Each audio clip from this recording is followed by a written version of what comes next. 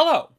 This is another one of the lost reviews. Reviews that I wrote, but didn't have time to record for one reason or another. I saw this film at an advanced screening, but work was so hectic I didn't have time to record a review proper, and thus I'm recording it for you now that I have free time. So here is another lost review. Urban fantasy has grown steadily popular over the past few decades. We have entries ranging from high concept yet grounded ideas like Highlander, and we have ideas that are all about world building, building these elaborate worlds that exist just below our noses, just below the level of reality we perceive in the forms of stuff like the Mortal Instruments, Fables, or the Dresden Files. However, we've yet to have any massively appealing urban fantasy franchises on the big screen. Science fiction, they have Star Trek and Star Wars. High fantasy, we have Lord of the Rings. So how come urban fantasy hasn't reached that level of cultural critical mass? After seeing The Last Witch Hunter, I think I have an idea why.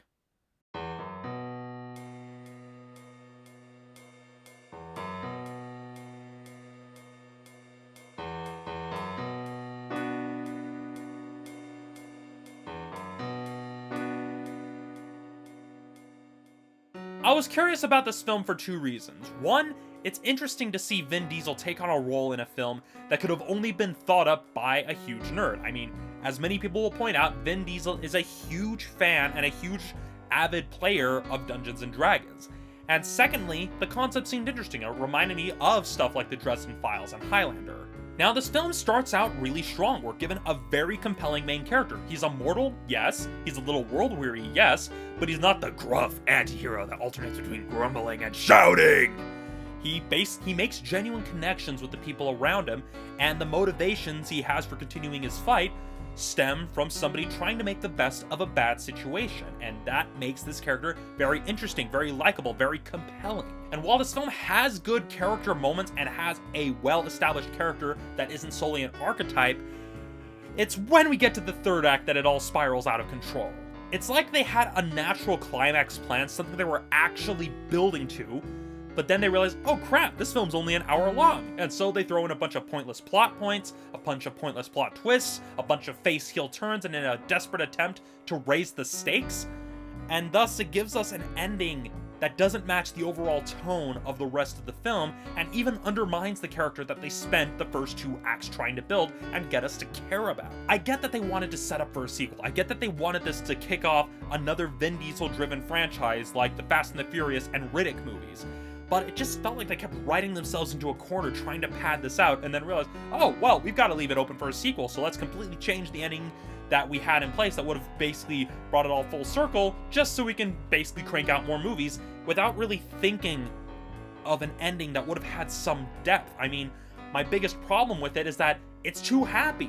They basically make it too happy of an ending while still leaving it open for a sequel, when the tone they were building called for something that was a bit more somber. When it comes to the technical aspects, the visuals are very hit or miss. The visual effects are passable at best, and some of the cinematography was way too cramped, and the editing gets downright choppy at times, with a numerous amount of white flashes that I think should warrant a photosensitivity warning. Overall, it's an entertaining film, but not without its flaws. It's not as bad as, say, I, Frankenstein, but it lacks the clever writing and visual punch it needed to elevate it beyond just a basic popcorn movie. It may stir the imagination for a while, but the ending will just leave you frustrated and disappointed. At its core, this film is only slightly better than a Sci-Fi Channel original movie. Slightly. All of that said, The Last Witch Hunter gets a 3 out of 5. Now, to answer my question that I asked at the start of this video as to why urban fantasy hasn't really reached that cultural critical mass, and really I think the big problem is that a lot of people making a lot of these urban fantasy films don't put in a lot of effort. They don't really try to make something visually compelling or give it artistic or narrative depth.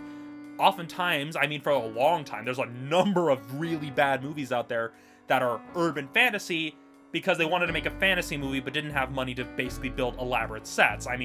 Case in point, Beastmaster 2 is probably a good example of that, and even some of the Highlander sequels would even be examples of that.